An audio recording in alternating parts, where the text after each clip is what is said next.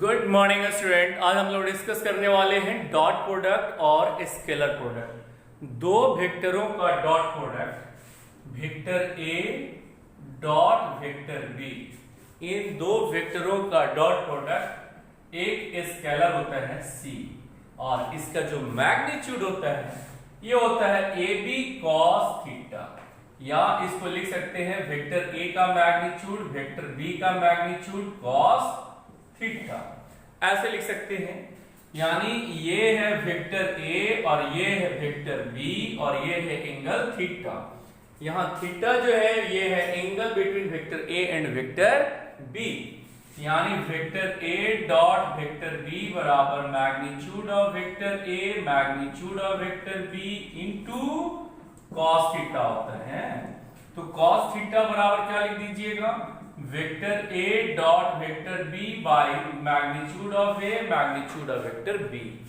ये होता है वेक्टर, दो वेक्टरों का, ये वेक्टर और ये भी वेक्टर, और ये क्या हो गया स्केलर। दो वेक्टरों का डॉट प्रोडक्ट एक स्केलर होता है और इसका मैग्नीट्यूड कितना के बराबर होता है, ए बी कॉस थीटा के बराबर।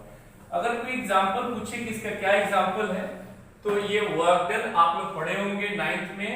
Work done W is equals to force dot displacement. ये फोर्स है, ये फोर्स कैसा फिजिकल क्वांटिटी है, वेक्टर, और ये डिस्प्लेसमेंट है, ये डिस्प्लेसमेंट कैसा फिजिकल क्वांटिटी है, वेक्टर। तो वर्क डन ये कैसा फिजिकल क्वांटिटी है, स्केलर। तो दो वेक्टरों का डॉट प्रोडक्ट स्केलर होता है। अब क्या कर रहे हैं कि अगर मान लीजिए ऐसे दिया हुआ रहता, ऐसे दिया हुआ रहता कि वेक्टर ए है, या ये एक्स एक्सिस हो गया, ये वाई एक्सिस हो गया, और इधर की ओर ऐसे बाहर की ओर ये जेड एक्सिस हो गया। तो जेड एक्सिस को ऐसे करके दिखाते हैं, इधर की ओर यूनिट वेक्टर आई हुआ, इधर की ओर यूनिट वेक्टर जे हुआ, इधर की ओर यूनिट वेक्टर के हुआ। तो यूनिट वेक्टर का मैग्नीट्यूड, यूनिट वेक्टर का जो मैग्नीट्यूड लिखे थे कितने के बराबर, 1 के बराबर। आई और जे के बीच का एंगल 90 डिग्री, जे और के मतलब के ऐसे है इधर की ओर, तो इन दोनों का बीच का एंगल 90 डिग्री, इन दोनों का बीच का एंगल भी 90 डिग्री, यानी ये भी 90 डिग्री, ये भी 90 डिग्री।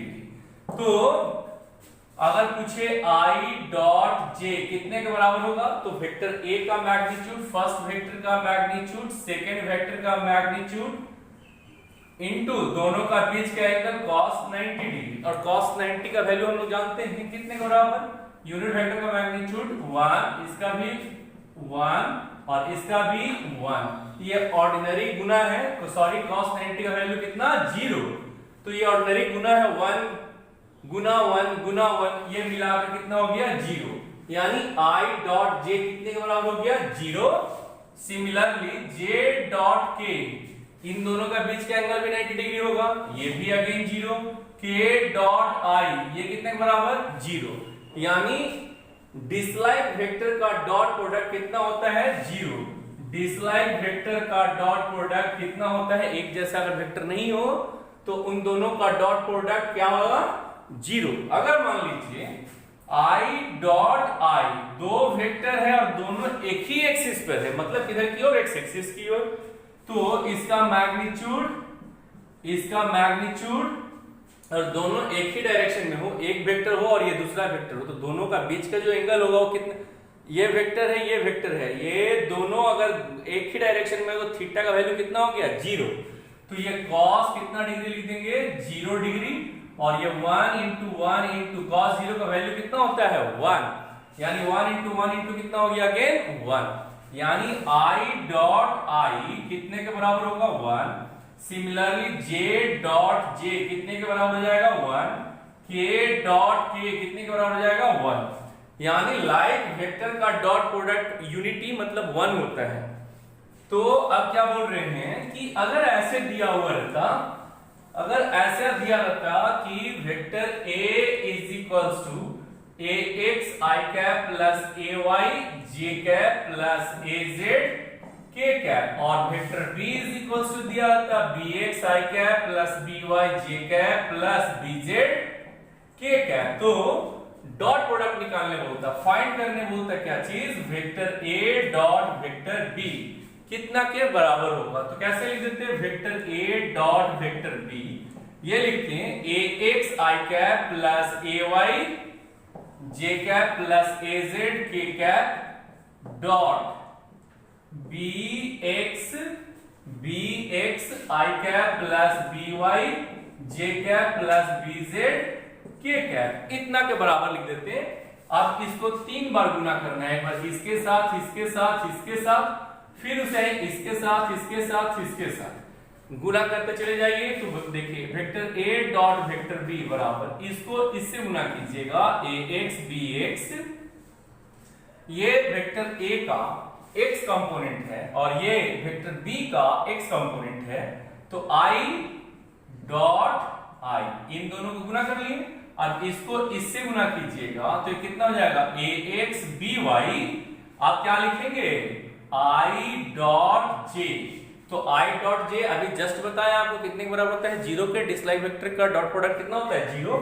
सिमिलरली अगर इसको इससे गुना कीजिएगा ax i कैप को bz k कैप के साथ गुना कीजिएगा तो अगेन कितना हो जाएगा 0। फिर इसको इसके साथ गुना कीजिएगा तो j डॉट i कितना के बराबर हो जाएगा 0। फिर इसको इससे गुना कीजिएगा तो ये कितने के बराबर हो जाएगा ay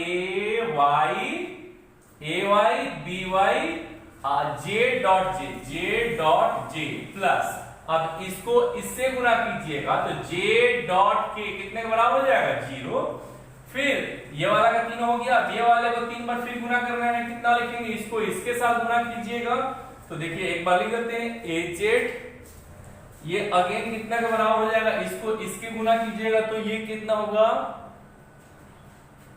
अब इसको ऊपर में लिख देते हैं, अब ये कितना के बराबर हो जाएगा, vector a dot vector b बराबर, ये कितना के बराबर हुआ ax bx इंटू 1 प्लस ये वाला टर्म 0 प्लस ये टर्म 0 प्लस ये टर्म 0 प्लस ये वाला टर्म कितने के बराबर हो जाएगा ay by प्लस ये वाला टर्म 0।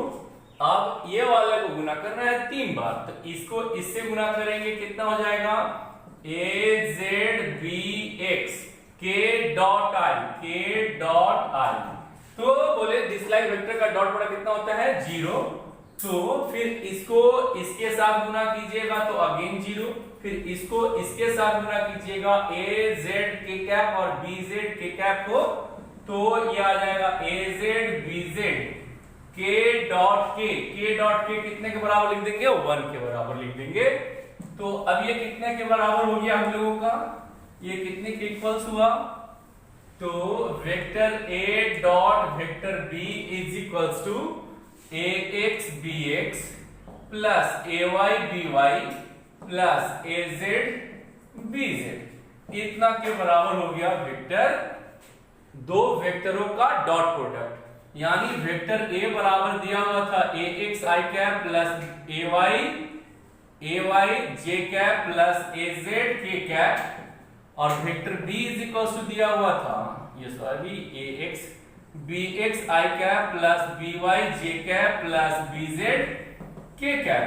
तो केवल लाइव वेक्टर को गुना करके लिख देते हैं, ये केवल लाइव वेक्टर को गुना करके लिख देते हैं, बस डॉट प्रोडक्ट निकल जाता है हम लोगों का।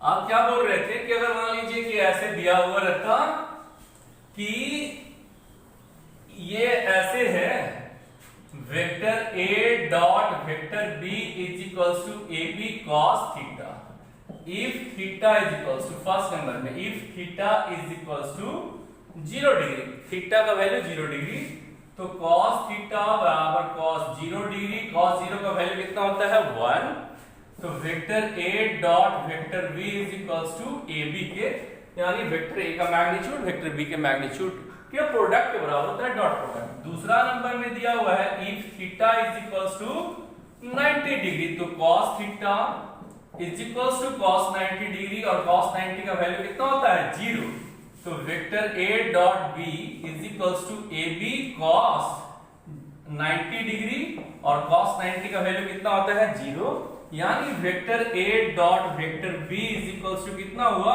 0।